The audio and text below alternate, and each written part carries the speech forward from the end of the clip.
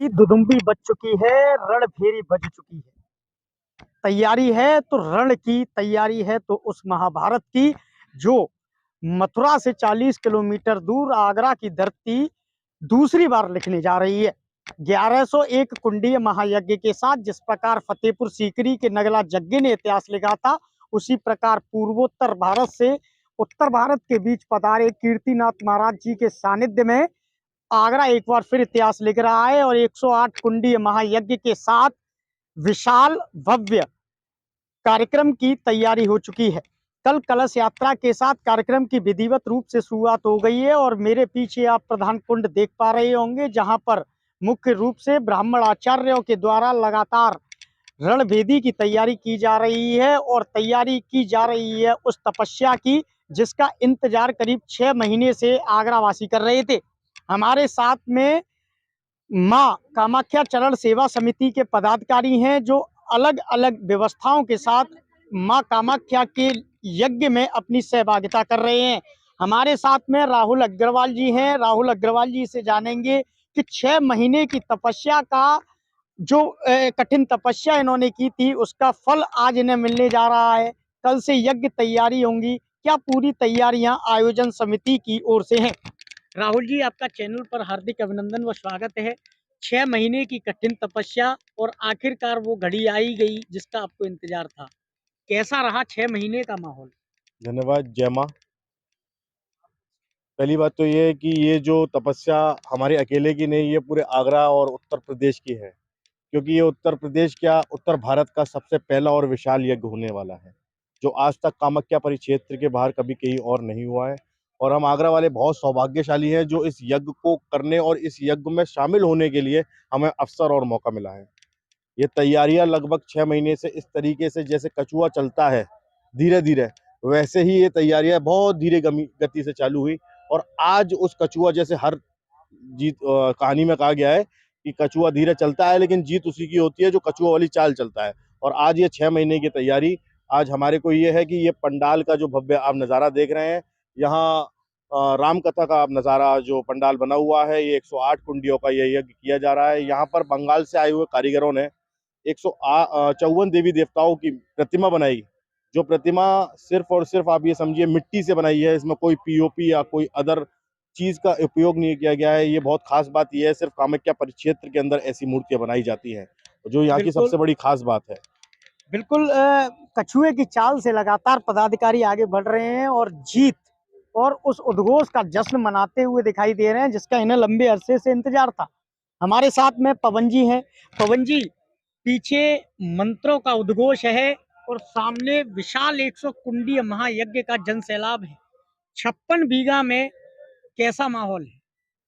जय माँ कामाख्या। मैं पवन भदौरिया, सुरक्षा एवं प्रशासन व्यवस्था प्रमुख माँ कामाख्या चरण सेवा आयोजन समिति। पूजनीय महाराज जी के सानिध्य में ये बहुत बड़ा विशाल आयोजन आगरा में हो रहा है। ये आगरा को ही नहीं, पूरे भारत को लाभदायक होगा और उत्तर प्रदेश एवं अन्य प्रदेशों से समस्त भक्तगण इस कार्यक्रम में जुड़ रहे हैं। ये आज से उद्घोष इस कार्यक्रम का हो गया है। ये माँ विराजमान हो गई है और अन्य अन्य प्रदेशों से साधु संत भी आ रहे हैं। पूजनीय मुख्यमंत्री उत्तर प्रदेश योगी आदित्यनाथ जी एवं 4 प्रदेशों के मुख्यमंत्रियों का संभावित कार्यक्रम है, उनके मिनिस्टर गणों का संभावित कार्यक्रम है और आगरा प्रशासन हमारे साथ है। पुलिस की व्यवस्थाएं भी दुरुस्त है और नगर निगम, नगर पालिका और जो भी व्यवस्थाएं होती हैं शासन की, वो व्यवस्थाएं हम लोगों को मिल रही हैं। बाकी हमारे पर्सनल सुरक्षा भी है और सुरक्षा की दृष्टि से देखते हुए इस यज्ञ को सफल बनाएंगे। पूरे आगरावासी, पूरे सुनारीवासी और पूरे उत्तर प्रदेश के समस्त भक्तगण हमारे साथ हैं।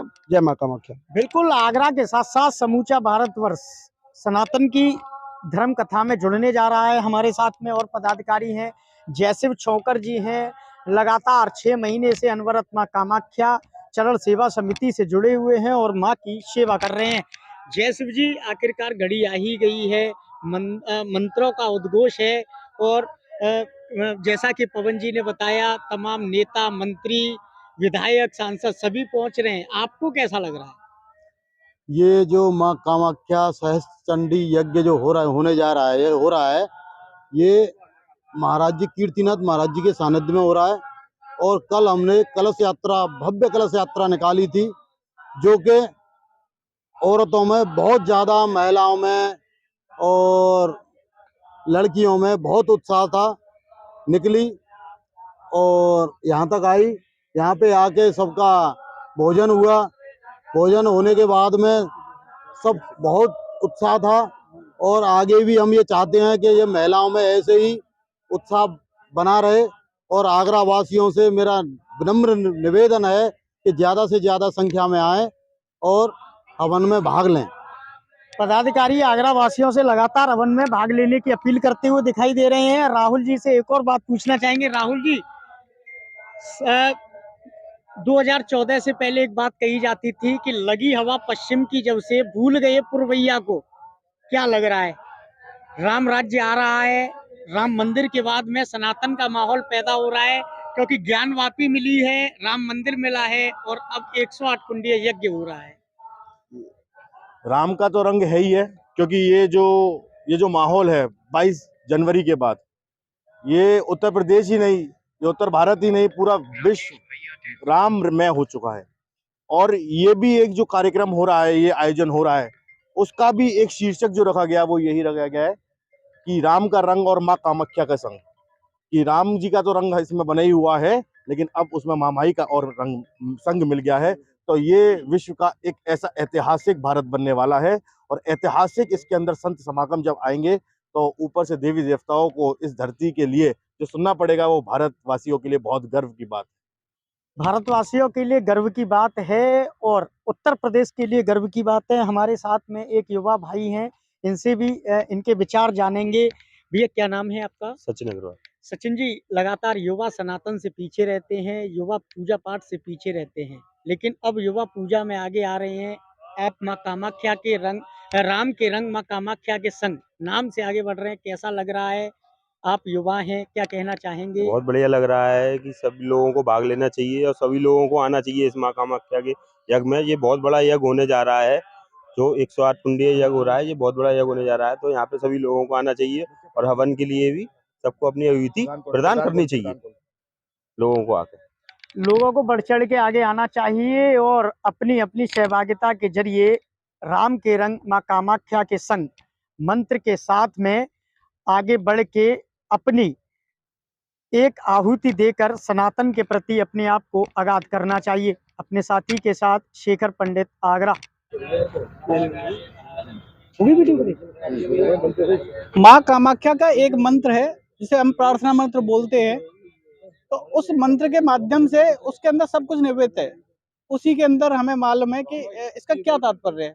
माँ कामाख्या का एक प्रार्थना मंत्र है, कामाख्ये काम संपन्ने कामेश्वरी हर प्रिय कामना देहि मैं नित्यम कामेश्वरी नमोस्तुते कामदे काम रूपस्थे सुभगे सुर सेविते करोमि दर्शन दिव्याम सर्व कामार्थ सिद्धे। तो कहने का मतलब ये है कि माँ के मंत्र के अंदर ही है सब कुछ है उस मंत्र के अंदर ही, कि वो सभी कार्यों को सिद्धता प्रदान करती हैं। नमस्कार।